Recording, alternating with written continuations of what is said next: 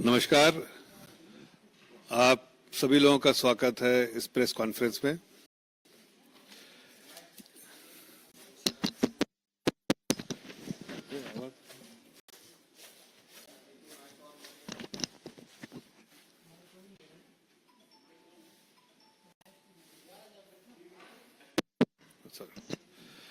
फिर से एक बार नमस्कार। आप सभी लोगों का स्वागत है इस प्रेस कॉन्फ्रेंस में। ये प्रेस कॉन्फ्रेंस जो है उसका मकसद है जो ऑपोजिशन में, खासकर राहुल गांधी और बहुत सारे ऑपोजिशन के लीडर जो झूठ और फरेब और साथ साथ लोगों को गुमराह कर रहे हैं, उसका पर्दाफाश करना है।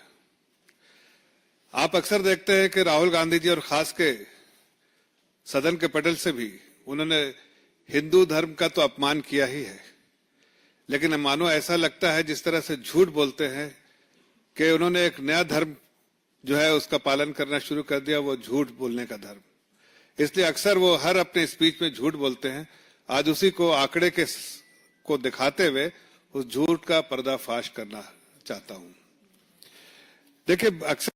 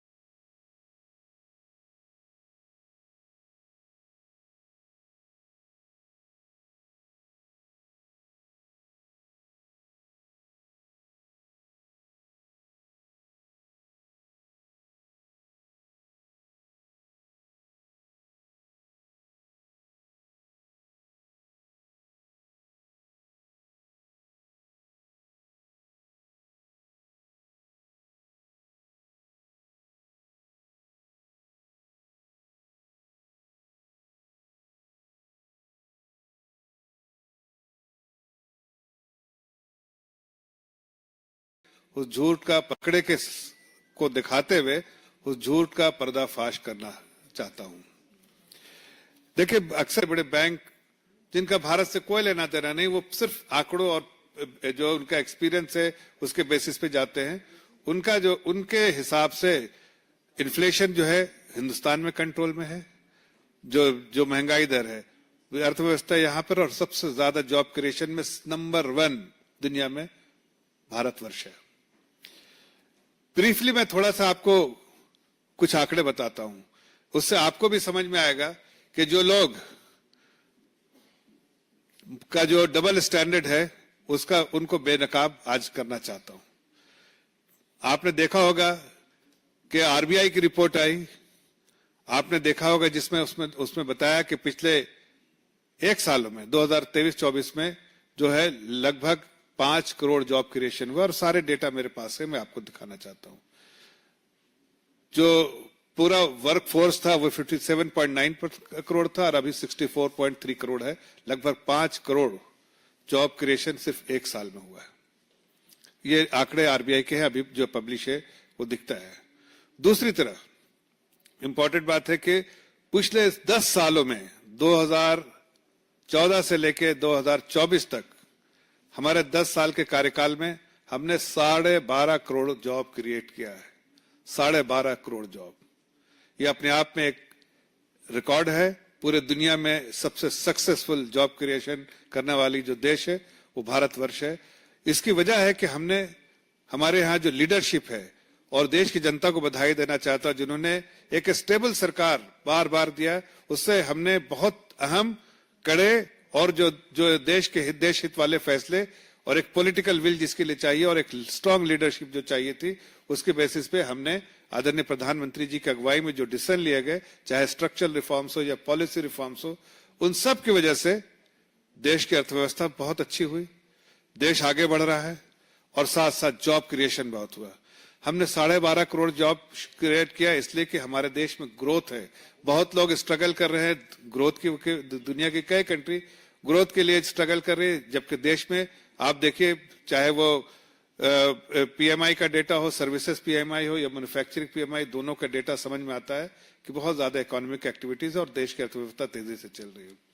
लेकिन वही जब 2004 से 2014 की जब सरकार थी, वो एक ऐसे आदमी की अगुवाई में थी, उस वक्त के जो प्रधानमंत्री थे आदरणीय मनमोहन सिंह जी, वो खुद एक अर्थशास्त्र इकोनॉमिस्ट है, लेकिन उनके समय में 1/5 मतलब 2.9 करोड़ जॉब ही क्रिएट कर पाए वो 10 सालों में, जबकि हमने 10 सालों में 12.5 करोड़ जॉब क्रिएट किए।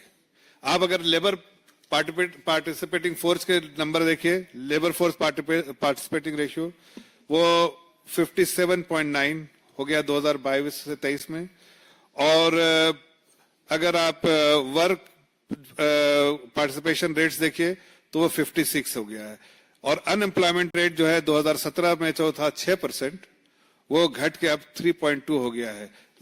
तो इससे समझ में आता है कि देश में अर्थव्यवस्था जो है बढ़ी है, ग्रोथ बढ़ रहा है, जॉब क्रिएशन हो रहा है, और जो है अर्थव्यवस्था में तेजी है। एक और तरीका है देखने का, आप अगर देखिए कि ईपीएफओ में जो जितने लोग ने एनरोल किए हैं उसके भी अपने रिकॉर्ड नंबर हैं।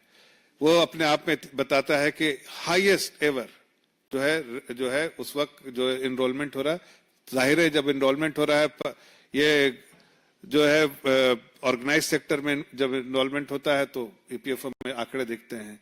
उसके अलावा अगर आप देखिए कि इसमें हमने ये सारा कुछ कैसे कर पाए, इस पूरे चीज को करने का अंजाम देने के लिए आदरणीय प्रधानमंत्री की जो स्कीम थी, पीएलआई स्कीम, हमने देखा पीएलआई स्कीम के बारे में कितना जो है अपोजिशन ने बार बार इसके खिलाफ जो है मुहिम चलाई, लेकिन प्रधानमंत्री जी ने समझा था कि देश हित में, देशवासियों के हित में यह अच्छी स्कीम है और इससे बहुत सारे रोजगार का दरवाजा खुलेगा और यहाँ देश आत्मनिर्भर बनेगा। आज अब एक छोटे से मिसाल को देता हूं आपको कि टेलीकम्युनिकेशन स्पेस में हम जो है जब पीएलआई स्कीम को चालू किया तो उसके बाद से आज देखिए कैसा फर्क आया। 2013-14 तक जो है हम 5 करोड़ मैन्युफैक्चरिंग करते थे मोबाइल फोन का, और 21 करोड़ जो है हम इंपोर्ट करते थे। आज गर्व से कहता हूं ये पॉलिसी की वजह से, ये हमारे लीडरशिप की सोच की वजह से, जो दूर तक वो सोच सकते हैं और सकारात्मक फैसले ले सकते हैं, इसलिए आज 33 करोड़ फोन यहां बनते हैं पीएलआई स्कीम को। ऐसे जाहिर है 33 करोड़ फोन बनने लगे, जब 5 करोड़ से 33 करोड़ तो उतनी जॉब क्रिएशन तो होगी ही।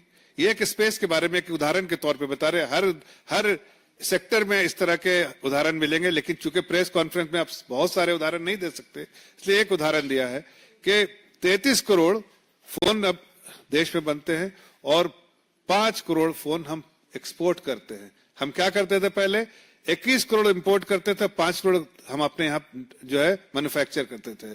अब मैन्युफैक्चरिंग हो रही है 33 करोड़ की और 5 करोड़ एक्सपोर्ट भी कर रहे हैं। तो ये फर्क जो है आत्मनिर्भर होने के साथ साथ देश जो है मजबूत हो रहा है, ये भी एक्सपोर्ट भी कर रहा है, दूसरी दुनिया में भेज रहा है, वो भी आपके सामने आंकड़े। वहीं आप देखिए डिफेंस सेक्टर में हम पूरे तौर पे जो थे वो डिपेंडेंट थे कि हमें फॉरेन कंट्रीज से जब तक इंपोर्ट नहीं करेंगे कोई भी चीज डिफेंस से रिलेटेड जो है इंस्ट्रूमेंट हो, कोई भी एक छोटा सा सामान भी हो, पाल पुर्जा भी, वो भी हमको बाहर से ही मंगाना पड़ता था। लेकिन हमारी नीतियों की वजह से प्रधानमंत्री ने जो फैसले लिए कि देश को आत्मनिर्भर बनाना है डिफेंस सेक्टर में, आज हम खुद को आत्मनिर्भर तो बना ही लिया है, लेकिन साथ साथ एक्सपोर्ट भी जो है लगभग 22,000 करोड़ का हमने एक्सपोर्ट भी किया है। उसके अलावा अगर आप देखिए जो बहुत अहम, जो आज के दिन में इन्फ्लेशन की जैसे मैं बात कर रहा था कि इन्फ्लेशन में जो है आज हमारे पास हेडलाइन इन्फ्लेशन 4.75 के आसपास जो है 4.75 के आसपास है जो जून का है। लेकिन मई का है, सॉरी, मई जून का भी डेटा है नहीं, मई का जो है उसमें 4.75 के आसपास है। और कोर इन्फ्लेशन जो है वो जो है 3.3 के परसेंट पे है। तो हेडलाइन इन्फ्लेशन बढ़ा है। मैं मानता हूं कि अगर पूरे दुनिया के परिप्रेक्ष्य में देखिए तो सबसे बेस्ट इन्फ्लेशन मैनेजमेंट हमारी सरकार ने किया है।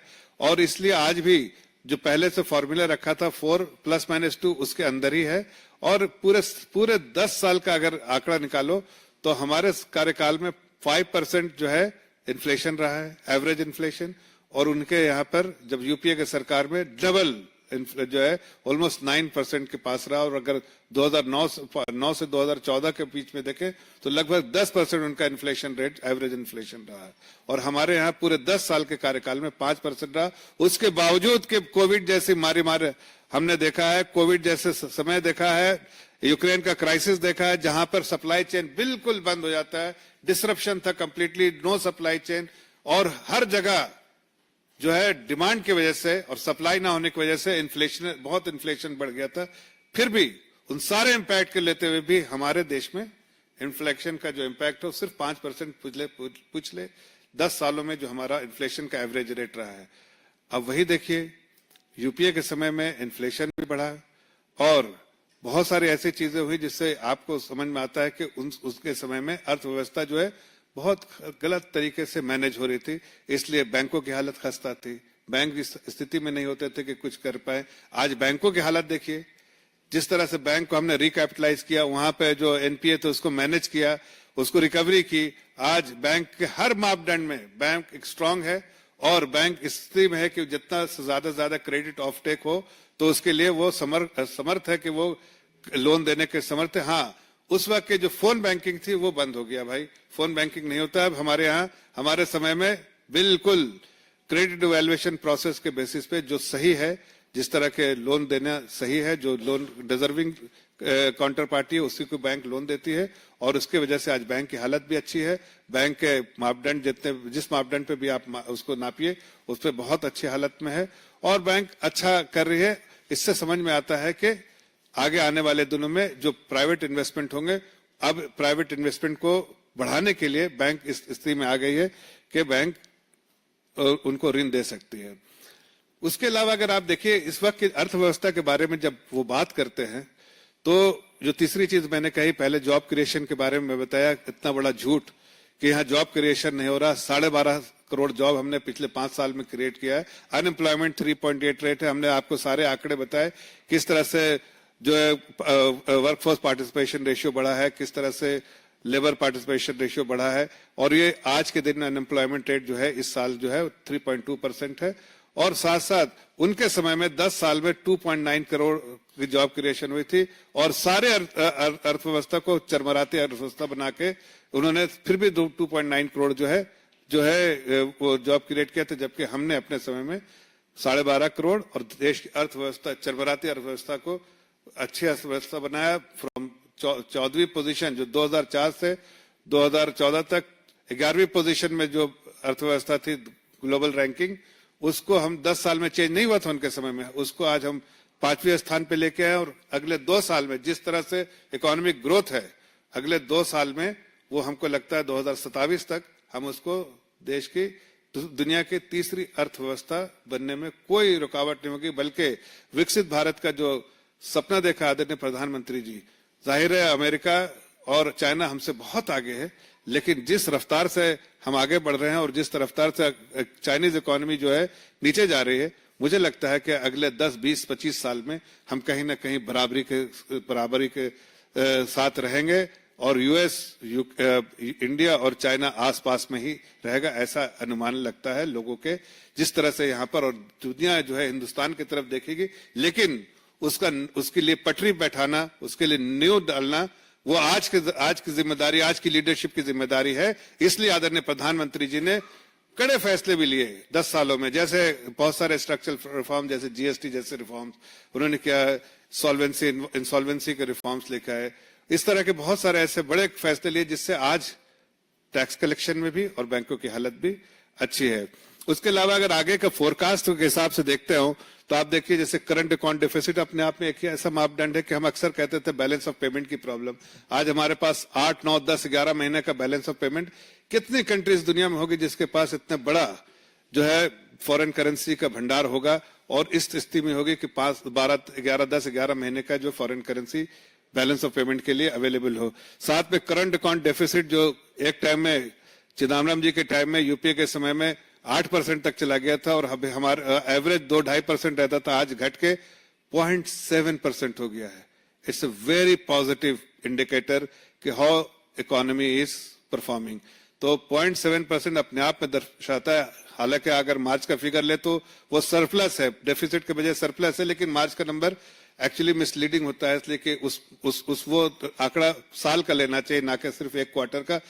अगर यूपीए का कोई रिप्रेजेंटेटिव होता तो सिर्फ मार्च का लेकर ढिंडोरा पीटता रहे कभी हम सरप्लस है, लेकिन मैं खुद कह रहा हूं कि मार्च में सरप्लस होने के बावजूद भी मैं क्लेम नहीं कर रहा हूं सरप्लस, इसलिए कि अभी भी डेफिसिट 0.7 है, लेकिन 0.7 का जो इम्पैक्ट है उसी वजह से करेंसी भी देखिए, दुनिया की करेंसी जो है उसमें इतनी वॉलेटिलिटी है, लेकिन हमारी करेंसी में वॉलेटिलिटी नहीं है। इसकी वजह है कि हम इस चीज को मैनेज करके अच्छा से इकोनॉमी को परफॉर्म कर रहे हैं, एक्सपोर्ट बढ़ा रहे हैं, हर तरह से देश की अर्थव्यवस्था को ठीक कर रहे हैं।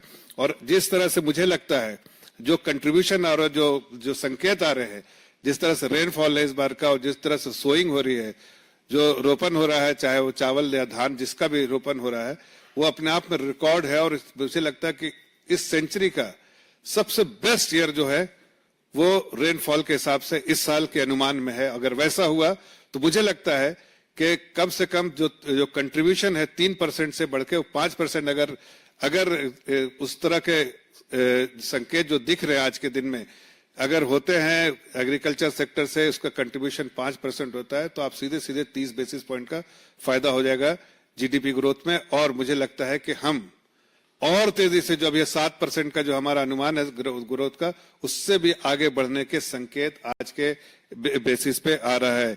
तो इसलिए मुझे सिर्फ 3 चीजें जो बहुत महत्वपूर्ण चीजें बतानी थी आपको, कि देश के बारे में अक्सर झूठ बोलते हैं राहुल गांधी जी और बहुत सारे जो ओपोजिशन के लीडर कि जॉब क्रिएट नहीं हो रहा है, बेरोजगारी है, मंदी है, अर्थव्यवस्था नहीं सही है और जो महंगाई बढ़ रही है। तीनों स्तंभ के बारे में मैंने आपको विस्तार से आंकड़े देके पब्लिश डेटा, दुनिया और जो देश में जो पब्लिश डेटा है सबका आंकड़ा ब्यौरा देते हुए आपको बताया कि हमने पूरे दुनिया में सबसे ज्यादा जॉब क्रिएट किया है। एक किसी कंट्री ने 12.5 करोड़ जॉब क्रिएट करना। आप तो बताइए, जैसे आप जरा कई यूरोपियन कंट्री को ले लीजिए तो वो यहाँ समाज है जितना हमने जॉब क्रिएट किया है।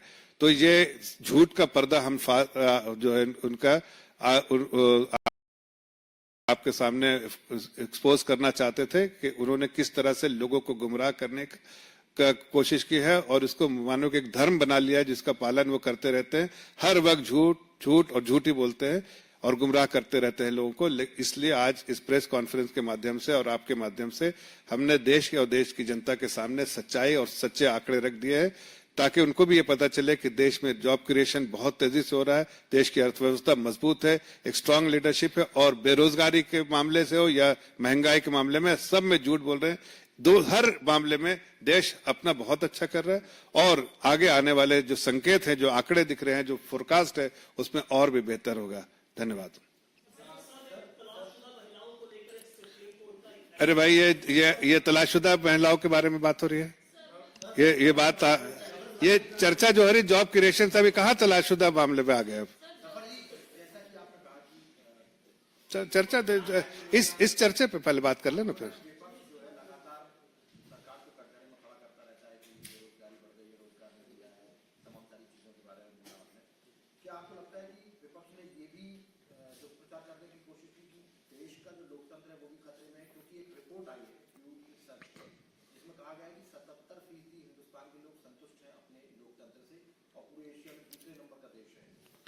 देखिए, देश का हर व्यक्ति जानता है कि ये जो हाथ में कॉन्स्टिट्यूशन की किताब लेके जो है चलते हैं, वो अपने आप को ही एक्सपोज करते हैं, इसलिए कि हर को मालूम है ना तो कोई कॉन्स्टिट्यूशन में कोई चेंज होने वाला था और ना कोई ऐसी किसी ने ऐसी बात की थी, ना कोई चर्चा था। लेकिन वही जो है झूठ का जो है जो हमने कहा धर्म पालन करते हुए उन लोगों को गुमराह करते हैं, वर्गलाते हैं और सोचते हैं कि ये बहुत ज्यादा, लेकिन झूठ तो ज्यादा दिन चलता नहीं है। इसलिए मुझे लगता है कि ये सब धीरे धीरे अपने आप ही एक्सपोज हो जाएंगे और देश की जनता इनको करारा जवाब देगी।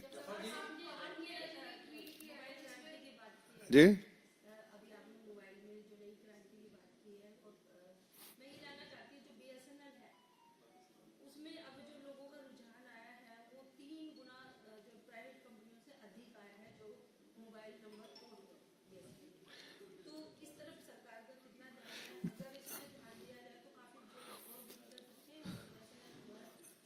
अच्छा सवाल किया आपने। मैं आपको एक बात बताना चाहता हूं, चाहे बीएसएनएल हो, चाहे बहुत सारे, कभी आपने सुना होगा एमटीएनएल भी था, ऐसे बहुत सारे पब्लिक सेक्टर कंपनियों को उस वक्त की सरकार ने उसको मिसमैनेजमेंट की वजह से और उसकी जो स्ट्रेंथ उसको चूस लिया और उसको बुरे हालत में छोड़ दिया था। इसलिए पीएसयू की हालत बहुत खराब थी, सभी पीएसयू की।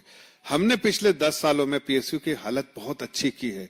आप उसकी जो वर्थ है, वैल्यूएशन है, कितने टाइम बढ़ गई वैल्यूएशन, उसका आपको अंदाज, मैंने पिछले प्रेस कॉन्फ्रेंस में उसका आंकड़ा भी दिया था कि कितने टाइम जो है उसकी जो वर्थ वैल्यूएशन जो है, जो उसकी कीमत जो है, मतलब इसका जो उसको देखते हैं कि भाई इसका स्ट्रेंथ कितना और इसकी वैल्यू क्या होनी चाहिए मार्केट में, कितने टाइम बढ़ गए। इसलिए कि पॉजिटिव मैनेजमेंट, सही टाइम पे सही डिसीजन और जो उस पीएसयू के हित में और ध्यान देते हुए कि देश की संपत्ति उसका ध्यान रखते हुए अच्छा मैनेजमेंट, अच्छा डिसीजन लेने से और अच्छी लीडरशिप वहां देने से आज सारे पीएसयू इंप्रूव हो रहे हैं और जो बीएसएनएल भी बहुत अच्छा करेगा, आगे अनुमान है।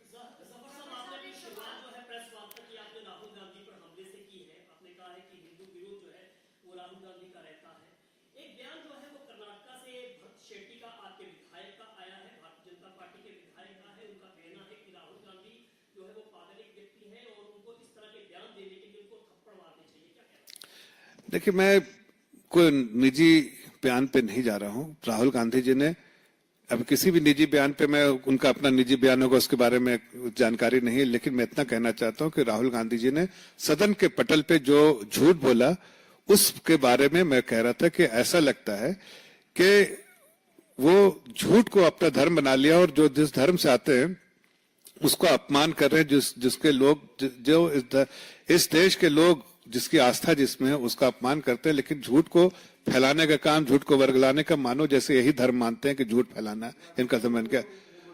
लेकिन मंदिर जाने से नहीं, लेकिन अगर झूठ बोल रहे हैं तो मंदिर तो पहले भी जाते थे, लेकिन झूठ बोलना जो है वो कहीं ना कहीं उनका एक जो है पेशा बन गया है और इसीलिए मैंने इस आंकड़ों के द्वारा उनके झूठ को एक्सपोज किया। Next please.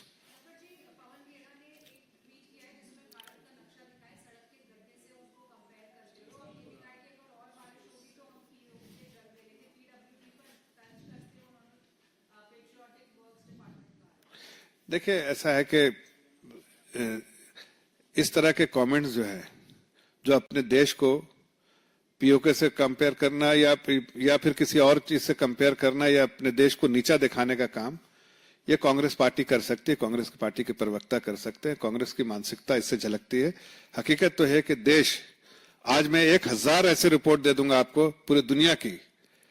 आप देखिए, अभी आदरणीय प्रधानमंत्री जी मिले थे नोबेल लॉरेट से ऑस्ट्रिया में। उसने क्या कहा, उन्होंने क्या कहा अपने देश के बारे में? ये देश के बारे में उनका विचार है, जो यहाँ नहीं रहते और पूरी जानकारी इस देश के बारे में निचोड़ करके रखते हैं और सच्चाई को बोलते हैं। अब उनका तो कोई पॉलिटिकल एम्बिशन है नहीं है, इनका पॉलिटिकल एम्बिशन है, इसलिए झूठ का को बढ़ाने का काम करते हैं और इस तरह की ओछी चीजें जो है पब्लिक स्पेस में लाते हैं।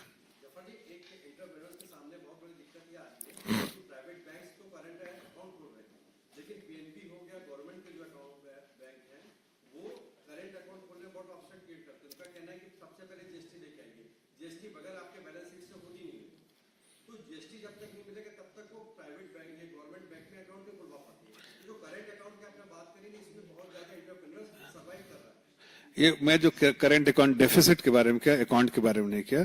करंट अकाउंट डेफिसिट में देश का जो है, जिसमें बैलेंस ऑफ पेमेंट के बारे में उसका रेफरेंस किया, नॉट जो कासा जो है करंट अकाउंट सेविंग अकाउंट जो है उसके बारे में रेफरेंस नहीं दिया था। लेकिन ये दोनों जैसे आप जमीन की बात कर रहे हैं, मैं आसमान की बात करें, आप आसमान में तो दो अलग अलग चीजें हैं। लेकिन मैं नहीं, उन्हें ऐसा नहीं, दो अलग अलग चीजें हैं। धड़ को अब जैसे वो आप दो अलग चीजों की बात कर रहे हैं, मैं समझता हूं इसलिए बता रहा हूं। वो आप जिसका रेफरेंस दे रहे हैं उसको कहते हैं CASA, current account, saving account, जो बैंक में खुलते हैं अकाउंट जिसमें आप पैसा रखते हैं। यहाँ देश के बैलेंस ऑफ पेमेंट से रिलेटेड जो उसके बारे में कितना एक्सपोर्ट हो रहा है, कितना इंपोर्ट हो रहा है, उसके करेंसी से रिलेटेड चीजें बात कर रहा था। बहरहाल आपका जो क्वेश्चन है उसमें मुझे लगता नहीं कि कोई देखिए, आजकल तो ऐसा होता है जीएसटी नंबर लीजिए तो सारे बैंक अपने आप दौड़ के आ जाते हैं कि भाई मुझे बैंक अकाउंट खोलना, मुझे, और ये उसमें पब्लिक सेक्टर पीछे कहीं नहीं है। लेकिन अगर आपकी कोई एक स्पेशल कोई फीडबैक है तो उसको भी हम अपने वित्त मंत्रालय में इसको पहुंचाने का काम करेंगे। धन्यवाद।